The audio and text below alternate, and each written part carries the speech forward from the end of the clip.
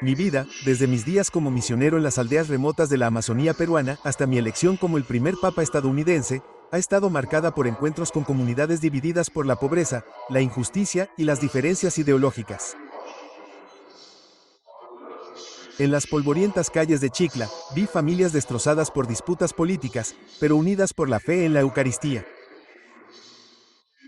En las parroquias de Chicago, escuché los gritos de los fieles, algunos defendiendo las políticas de cierre de fronteras, otros abogando por la acogida de los migrantes.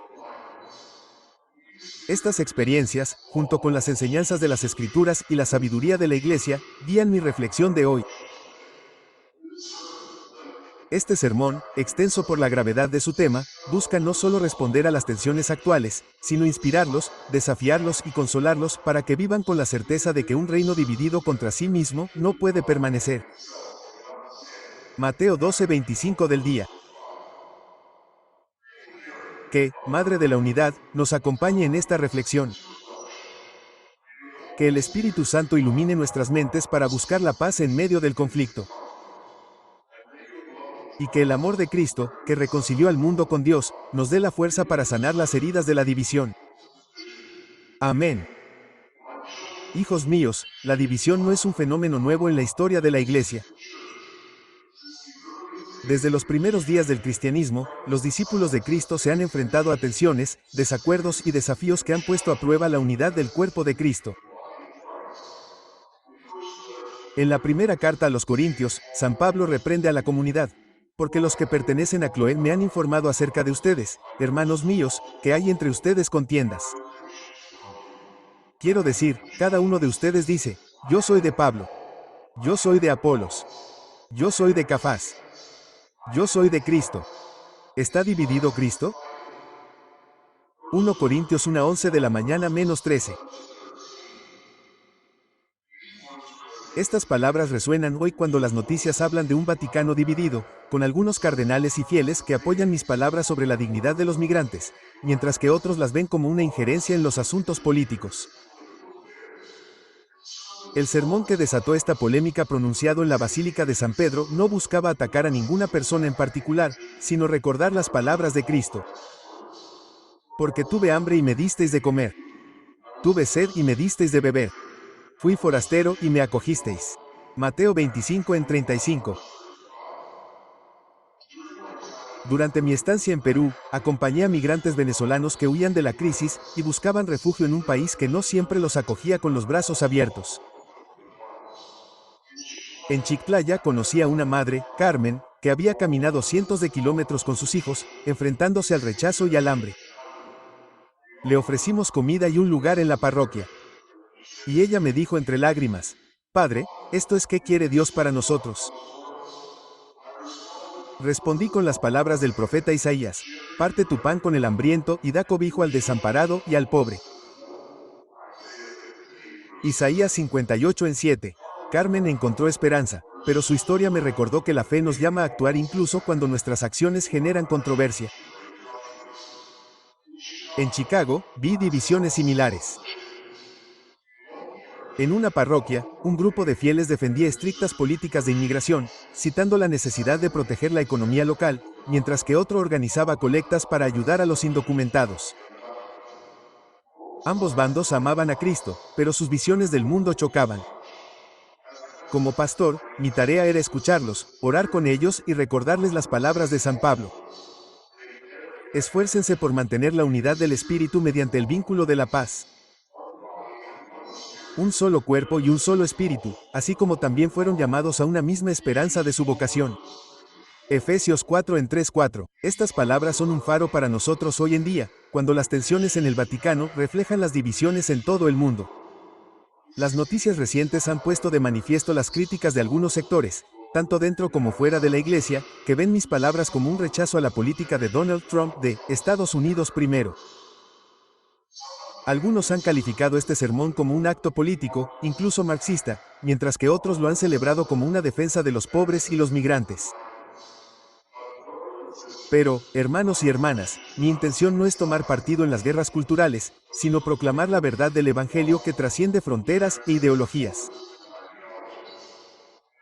En una reciente audiencia con diplomáticos, dije, el respeto por la dignidad de cada persona, ciudadano e inmigrante por igual, es el fundamento de una sociedad justa. Estas palabras no son nuevas, sino que son un eco de la enseñanza de Cristo y de mi predecesor, el Papa Francisco, que nos llamó a construir puentes, no muros. El sermón que ha generado tanto revuelo no fue un ataque personal, sino una reflexión sobre la dignidad humana en un mundo herido por la desigualdad, la violencia y el rechazo del extranjero. Inspirado en el Evangelio de Mateo, dije, en este nuestro tiempo, todavía vemos demasiado desacuerdo, demasiadas heridas causadas por el odio, la violencia, los prejuicios, el miedo a la diferencia y un paradigma económico que explota los recursos de la tierra y margina a los más pobres. Comillas. Estas palabras pronunciadas en la misa inaugural de mi pontificado resonaron en muchos corazones, pero también provocaron críticas, especialmente entre quienes ven en ellas una crítica implícita a las políticas de Trump, en particular en materia migratoria. Durante mi etapa como misionero en Perú, vi de primera mano el dolor de los migrantes. En Chilaya conocí a un joven, José, que había huido de la violencia en su tierra natal. Sin documentos, se enfrentaba al rechazo diario, pero la parroquia le ofreció refugio temporal. José me preguntó, Padre, ¿por qué nos odia el mundo? Respondí con las palabras de Jesús, bienaventurados los que padecen persecución por causa de la justicia, porque de ellos es el reino de los cielos. Mateo 5:10 de la mañana. José encontró consuelo en la fe, pero su pregunta me persigue. ¿Cómo puede la iglesia permanecer en silencio cuando los hijos de Dios sufren? Mis sermones buscaban responder a este clamor, no avivar el conflicto político. Sin embargo, las reacciones no se hicieron esperar. Algunos cardenales, especialmente aquellos alineados con puntos de vista más tradicionales, han expresado en privado su preocupación porque mis palabras pudieran alienar a los fieles conservadores, sobre todo en Estados Unidos, donde 1 de cada 5 adultos se identifica como católico.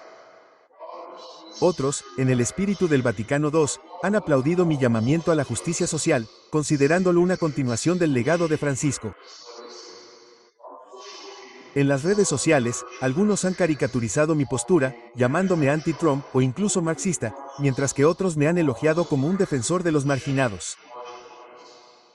Esta polarización no solo refleja las tensiones dentro de la iglesia, sino también las divisiones más amplias que existen en el mundo. En una parroquia de Chicago, me enfrenté a una situación similar. Un grupo de fieles inspirados por la retórica política exigió que la iglesia se mantuviera al margen de los debates sobre inmigración, mientras que otro grupo organizó vigilias por deportís. Como pastor, no tomé partido, sino que los invité a orar juntos recordándoles las palabras de Jesús. Todo reino dividido contra sí mismo es asolado, y toda ciudad o casa dividida contra sí misma no permanecerá en pie. Mateo 12:25 del día. Esta enseñanza es un recordatorio urgente para el Vaticano hoy.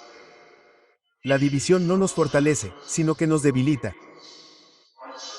Mi sermón no buscó dividir, sino unir a la iglesia en su misión de proclamar el Evangelio. Para sanar las heridas de la división, debemos regresar a las Escrituras que son el fundamento de nuestra fe. En el Evangelio de Juan, Jesús ora por sus discípulos. No ruego solo por estos, sino también por aquellos que creerán en mí por medio de su mensaje, para que todos sean uno. Como tú, Padre, en mí y yo en ti, que también ellos sean uno en nosotros. Juan 5:20 de la tarde menos 21. Esta oración no es solo un deseo, sino una orden. La unidad de la iglesia no es opcional. Es la esencia de nuestra vocación como seguidores de Cristo.